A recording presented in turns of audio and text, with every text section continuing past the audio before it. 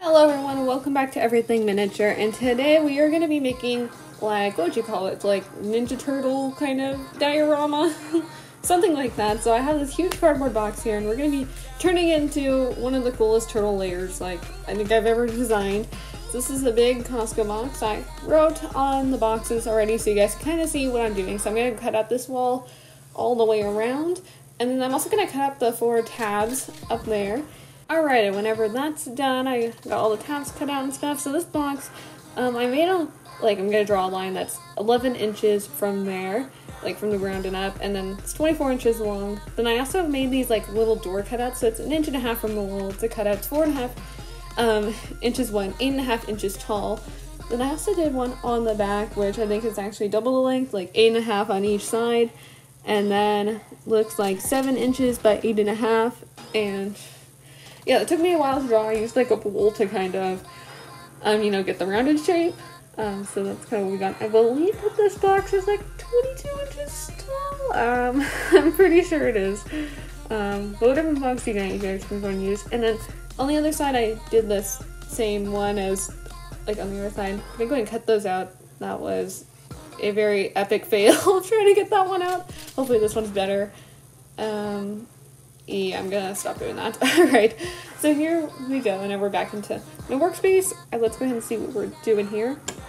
So I saved this extra tab, and I'm gonna go ahead and cut it to fit in between those, and I'm gonna glue down these spaces right here so the floor is like thicker and it's a little bit more sturdy. Alright, and then I went ahead and I took some paper and I covered up like all the raw edges, like around the door frame. I cut like a piece that could fit in between there, and then I covered up where the door like is open and stuff to, you know, cover it up with paper. Then I'm cutting a bunch of bricks. These guys are 3/4 by 1.5 inches. Cutting up a bunch of those. You're gonna see what we're gonna need them for in just a minute. Alright, we're definitely gonna need a lot more than that, but we're gonna begin like gluing them onto the walls. But actually, before we do that, so I sketched out like a blueprint for my plan what I have. So I want a kitchen in that corner, and then I want like the living room like on that side. So we're gonna go and, like, and then there's the second floor, would be somewhere up there.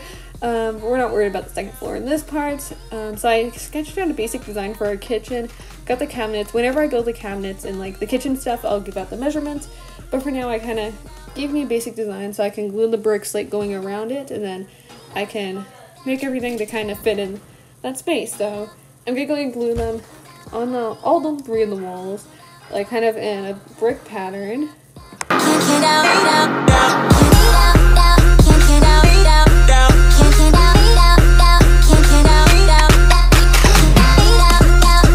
Then with some extra scraps of cardboard, I cut them into teeny tiny little pieces. I didn't even bother to measure them because I'm just gonna go ahead and glue them around all the door frames. So they're all kind of like different sizes. Some are bigger, some are smaller. Then let's just go ahead and glue them around. Alright, here's what we got so far. So I'm not worried about the second floor because that will be in part 2. So here's what we got so far. It looks really good. So I glued everything going around my basic sketch for the kitchen, and then I totally recommend painting the wall first before gluing on the bricks. This is kind of more of like learning as we go. So I'm painting around them like black, and then I'll go ahead and paint the bricks like a brick color whenever we're done. So the red I'm using is called burgundy, and I'm just going to go ahead and paint all of them, and then I'll go in with a bunch of different colors. Like I'll be going with some brown, some gray, some white, some yellow, just until you kind of get the brick look. So here's what I got so far. I think it definitely looks very good. I'm very proud of myself with that. So now I'm just going to go ahead and we're going to start working on the floor actually. So I printed out some gray paper, and then printed out like quite a bit of them. And I just looked up color gray, free printable, and then I'm just printing them out, and then I'm just going to go ahead and glue them onto the ground. You can use whatever glue you like. I'm just going to be using some Elmer's glue, and I'm just going to kind of spread it all around, and then I'm just going to go ahead and put some books on it so it dries flat, and then we'll go back in with some paint once we are all done.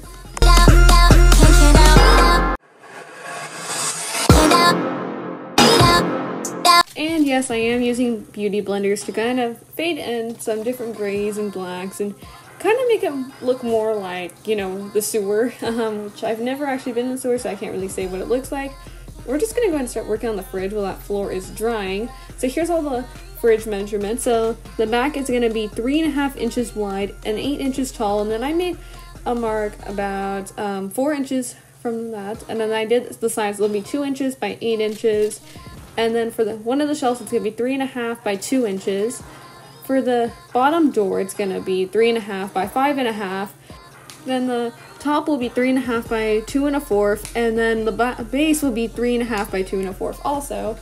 Alright, then I've also got some more shelves. This is the top door. It will be 3.5 by 2.5 inches, and then the shelves will all be 3.5 by 2 inches, and then I cut out a bunch more, which I don't know how much we'll be needing just quite yet. So now I'm gonna go ahead and let's take our sides and our back, and we're gonna cover those up with paper because they'll be glued somewhat like that.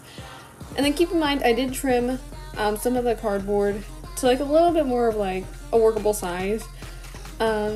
Just because whenever you add them, like whenever you start gluing them all together and stuff, it'll kind of add on about 1/2 of an inch. So I kind of trimmed them where needed.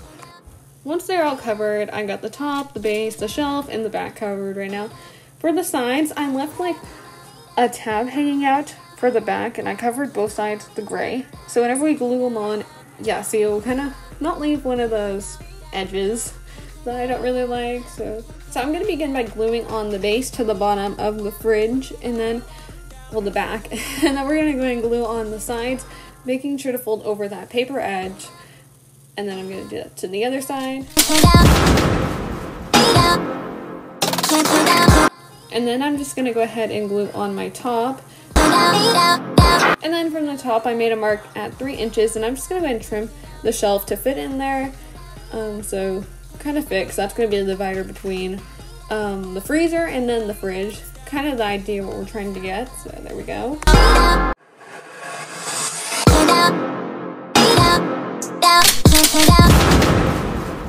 So I covered up the shelves and then I glued them in there.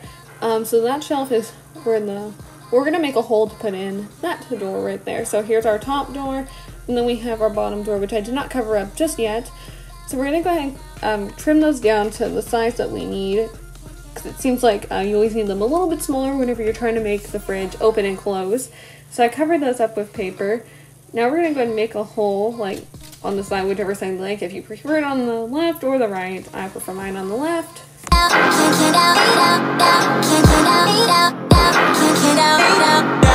Alright, now I'm just gonna go ahead and make a hole in the doors on both sides, the bottom and the top.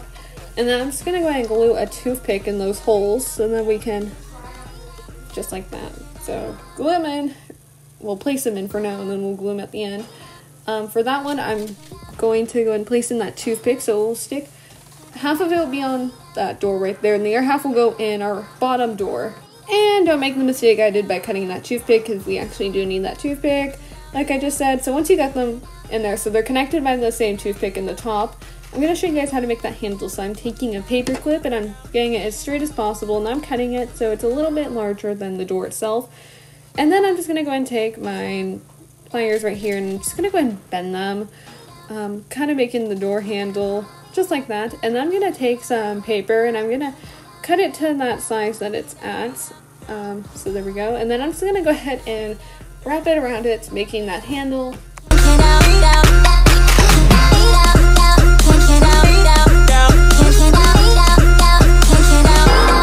Then I made some holes in that door, and I'm just going to go and push it through, and then I'm going to take my pliers and I'm just going to go and bend them so it can't come out. And then I'm going to go and take a piece of paper and I'm just going to glue it over it so we can't really see it. Well, the wires, hopefully that much. So here's what I got so far. I also painted the fridge, and I also made it kind of look like it's rusty, like using a bunch of different colors like yellows and reds. So here's the fridge, so the door can open. They got shelves, and I kind of made it look very dirty. This is Mr. Cheeto. He is shedding. Isn't he cute? He's about 5 months old now, and he's still pretty tiny. So now we're gonna go ahead and we're gonna make the counter on the side. So what we got here, we got the back, which is 9 3/4 of an inch by 3.5 inches, and then I made on the bottom, I made a line that is 1/2 inch from the ground. The top is 10 inches by 2 inches, and then I cut like a rounded corner on one of the sides. For the cabinets, they're 9 3/4 inches long by 3.5 inches tall, half of an inch from each cabinet. Looks like we got a 2-inch line from the side, 3/4 of an inch, and then you guys can see the rest of the measurement. Then for the side, it's 1 3/4 by 3.5 inches. Okay, so I'm covering up with paper. This is the cabinet, and so then I made like X's you guys can see, so you guys can fold them over and then glue them. And I chose this like brown wood color for now. And then I've also got the side covered, I got the countertop covered, and I've also got the back covered. So all those can come out because I cut out the door handles, or not the door handles, the cabinet doors. And I forgot we need a sink. So I've also done the handles the same way we did the fridge. I just did not wrap like the paper around it. So yeah, we definitely need the sink. So I made it 2 inches by 1.5 inches. And then I'm just gonna go ahead and use my X-Acto knife and cut out the sink. And then make sure you save that cardboard piece. So whenever it comes out, save it. We're gonna go ahead and make the inside of the sink with that. We're gonna need to recover it though with some paper, since we cut that out and I don't really want that cardboard edge hanging out. So I'm making that X again with my X-Acto knife. Once all that is covered, I left the front edge. You know, I didn't glue it down. And so whenever we go and glue it to the cabinet, it kind of looks like it's a countertop and it's hanging off onto the cabinet. So I don't really know what the name is called for it. Alright, with that sink piece we saved earlier, I went ahead and I glued some excess paper around the edges, and then I added on like a shiny piece, like I say, shiny circle to look like the drain. And I'm just gonna go ahead and, before we glue that in, actually we're gonna make 3 holes on the back of the sink. And then I'm gonna go and take a paper clip and I'm just gonna unbend it. And then I'm gonna cut it to be like the sink shape. So you see how I left one side like rounded like that? And I'm just gonna cut it just like that. Giving me a bit of issues. Alright, it's cutting. And so it kind of looks like a faucet. So then we're gonna go ahead and stick it in that middle hole. And then I also repeated to make 2 more look like that. And I just bended them at the back so they can't come out. Then I'm just gonna go and glue in the sink. Alright, so for the cabinets, I made them the same way as what we did for the fridge. So they open and close the same way. And I also cut another piece of cardboard and covered it to fill in that gap to kind of hold it up. I glued in the side and then the back of the cabinet. And I also cut this extra side to kind of block off that area right there. And glue the cabinet on top. I forgot to film those measurements, those extra pieces that I cut, but that's alright. So now we're going to go ahead and make the oven. So our side piece is 3.5 inches by 2 inches. I made another side the same size. The top will be 2.25 inches by 2.25 inches. Bottom will be 2.25 by 2.25. And the back is 2 inches by 4.5. And then I just drew a line that's 3.25 inches. So that would kind of be the back that hangs out. And then for the front of it, it's going to be 2 inches by I think 3.5. And then I made the little cutout that's going to be 1.5 by 1.5. And then I'm just going to go and cut that out. So here's all the pieces covered up with some black right now. So see, I cut out that little piece, and then I cut out actually another little square in it. And I'm just gonna go and cover it like what we did before. Alright, so we got everything covered. I also made the same handle for that door. So we're gonna go and take the back, and then we're just gonna take our sides and we're gonna go and glue them on just like that. And I made this random little shelf piece just to kind of fit in there. So, you know, the food that we put in the oven won't fall to the doom on the floor. And then we're going to glue in our front. No, we're not going to glue in our front piece right now. I painted the inside, so it kind of looks old and used. I'm trying to make, like, all the furniture in this house is used, and, like, the turtles got it from, you know, those furniture pieces that you see that are free on somebody's yard. So I took some clear plastic, and I used my hot glue gun and kind of made it a bit more, like, blurry. And so then I kind of glued it to the door, and I'm making holes on the side of the door, and then it's a little frame, and I'm sticking the toothpick in just like that, so it opens just like an oven. See, just like that. Alright, now we're just gonna go ahead and glue it to the front.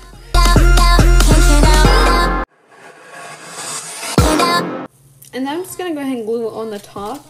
And then what I did after that is I took some clear plastic and I'm just going to cut it down to the size we need. Then I'm going to make 5 little dots with my hot glue gun, just like that. And whenever we place it on, it looks like, what would you call it, like the little burners on it. How cool is that? Alright, so now here are the measurements for the cabinets. On the back, 6 inches by 2 3/4. And then feel free to pause the video and go ahead and write down the measurements for it.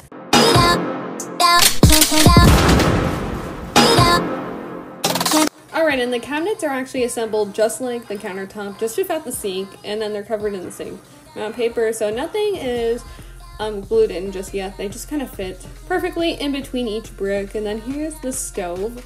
I'm adding on some more details to it, so now I'm just going to go ahead and glue everything in.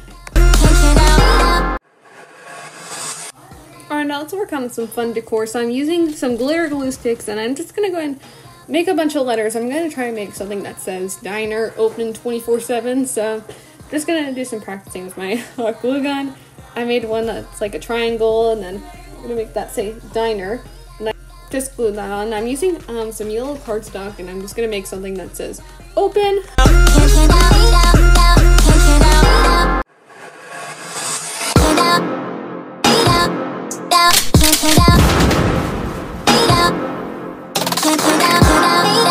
Alright, whenever that's done, I'm just gonna go ahead and glue those like signs we made on the wall.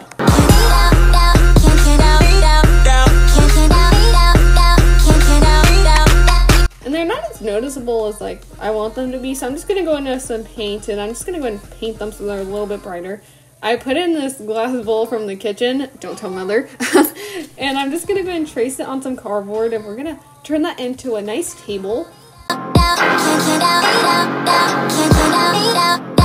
And then before we do anything else, let's go ahead and make some seats. So this seat is going to be 2 3/16 by 2 3/16, and then for the back, I'm going to make it 2 3/16 by 1 inch.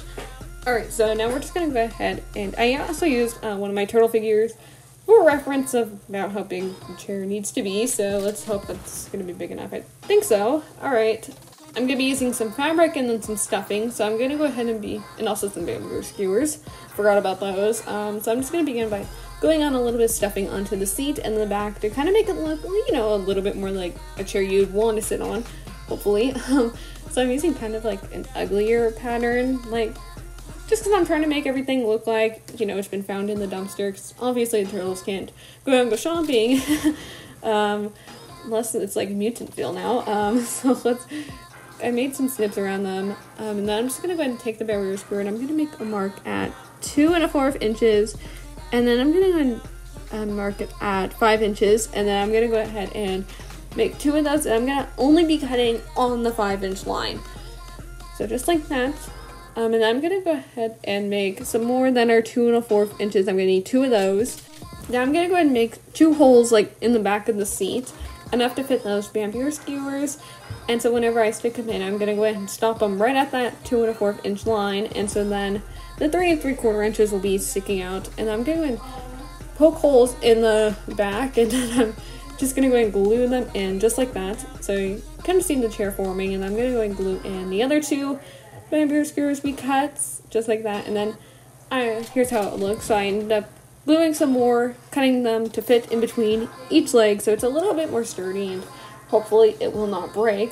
Here's what it looks like on the turtle figure, and I made a bunch more, so I made a total of 5. Some of them are different, like this one, for instance, I made a longer back, and then the legs are 2 1/4 inches, and then I went ahead and cut some more of the sticks to kind of glue underneath. One of them's made out of popsicle sticks, and then they're all just kind of different sizes and stuff. Now this is going to sound absolutely crazy, but I'm going to go ahead and try to ruin these in a way, make them look like, you know, they've been in the trash and been to war and back. So I'm kind of taking my X-Acto knife, I'm kind of like cutting on the fabric and making it look like it's a very old chair. I'm doing that to all of them, and I'm also taking some paint. It's like, you know, whenever you're in like a bus or like a public seating area and they have like all these funky like, you know, patterns on their fabric, and it really just means it's dirty and they're trying to hide the dirt. And so I'm trying to make these look disgusting, like, I mean, absolutely disgusting, something you would not want to sit on. But you know what, they live in the sewer, so they don't care. I'm also taking that table, well, part of the table we made earlier, I'm covering it up with some fabric, and I made snips all the way around it, and then I cut 4 legs that are 3 1/2 inches. I already did one of them, but I took the paper and I went ahead and wrapped it around a little bit so it's a little bit thicker and, you know, kind of be able to handle a little bit more. So that's what I am doing right here, and I'm going to do it to all 4 of the legs.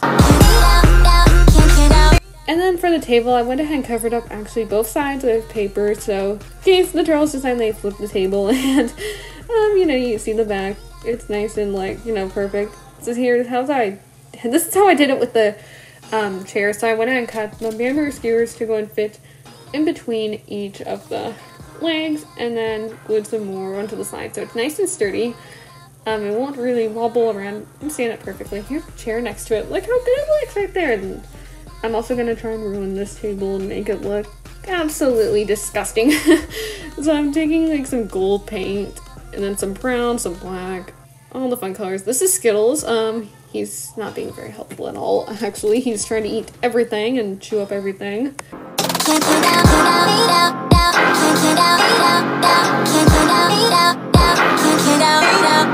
Alright, now the kitchen area is pretty much done. So now we're going to go ahead and work on the living room. So on Pinterest, I looked up free printable for a miniature TV. This is what I came across. I am not taking any credit for this because I did not come up with the pattern. In fact, I don't even know where the link is to like put in the description, but you know what? I'm just going to use it. And so I made 2 holes in the top, and I'm taking some paper clip. I bent it, and I'm going to go and make it look like there's wires hanging out of it. Just kind of had one idea what I had, and I'm just going to stick them in there, up there, just like that. And I'm just going to assemble the TV just how it should. I am not recording how I assembled it because it's not my printable, so I'm not taking any credit for it. And then I'm just going to go and cut the wires to the length that I want. And I'm taking my hot glue and I'm adding some dots onto it, letting it dry upside down, and I painted them black. And then I added like a piece of tape to make it shiny on the front. Let's go ahead and make a TV stand for it. So it's 3 inches long, and then the legs, I need 4 of them. They are 2 inches. Gonna glue them and make a table just as before. Alright, now I think we're going to be needing a couch. So I went in and cut out a bunch of pieces. So for the seat, it's going to be 7 inches long by 3 inches wide.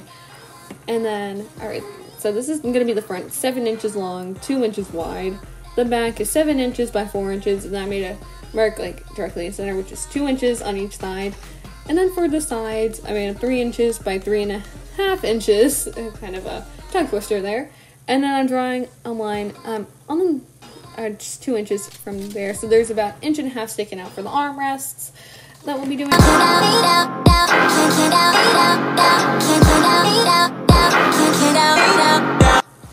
Alright, so now we're not going to cover them up with anything, and I'm just going to go ahead and glue on the front to the seat. Right now I'm doing it upside down, so it's a little bit easier. I'm cut out 2 random pieces of cardboard, and I'm just going to glue them to the back so it's a little bit more sturdy. Now we're going to go ahead and glue on the sides, and then I'll glue on the back.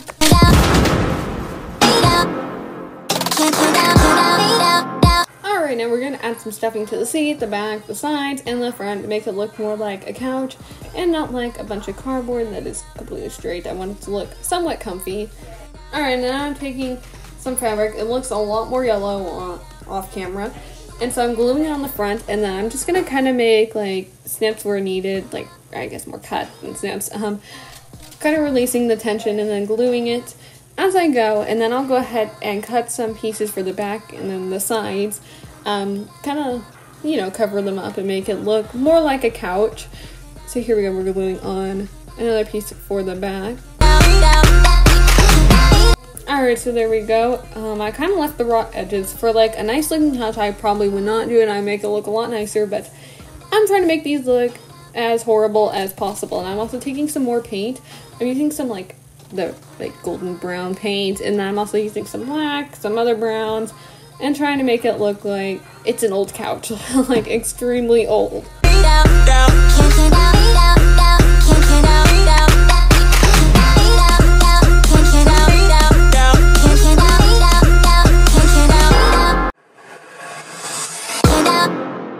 Alright, so here's what we got so far. Look at that nice looking couch. Wouldn't anybody like want to sit on it? Like, it looks so good. Alright, here's the TV and the TV stand. I ended up painting the TV stand, and I also glued the TV on it just so I wouldn't lose it, and it's more of like, you know, a piece that you probably would not be dropping the TV off of it. I'm leaving like all the furniture removable, so, you know, you can move it around. Let's go and let's make like a reclining chair. you know, a nice looking reclining chair. So the back is going to be 6 inches long by 3 1/4 inches, making a mark at 2 inches right there, 4 inches. And I'm scoring on the line, not cutting all the way through, so it kind of bends back just like that.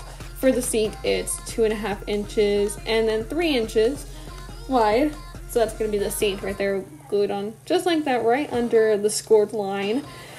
All right, what else we got here? All right, we got the sides, so they are 2 1/2 inches by 3 inches, and then I made a mark at 1 inch, just like that. So we'll have, like, you know, an armrest. You'll kind of figure that out whenever we're assembling it. All right, and now for the front, it's gonna be 3 inches by 2 inches. The front really doesn't matter right now. So I'm using like this soft gray fabric, and I'm also on the seat, I'm gluing on, and the back, I'm gluing on some stuffing. Almost forgot the name for that. And the front, to just make it, you know, look comfy in some way. And then I'm cutting off the edges, gluing, folding over, gluing them, you know, the usual. Then once they're all covered, I glued the back, like all the areas that will be exposed basically. For the sides, I'm going to glue on the seat to the sides first, so then the seat will be in the center of that. And then we're going to go ahead and glue on the back.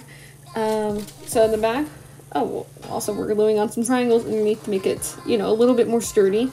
And for the back, I'm just going to glue it on just like that, making sure the scored line can still bend backwards. So now we just got kind of like, you know, a basic seat. Also cut a piece of fabric to glue on those triangles right there, just so it's not so noticeable. Alright, now for the front, I'm gluing it at an angle. So basically the back can work, but the front cannot. And I'm also cutting, like, with my hole puncher, I'm cutting some circles. I cut one of them in half and then the other on there.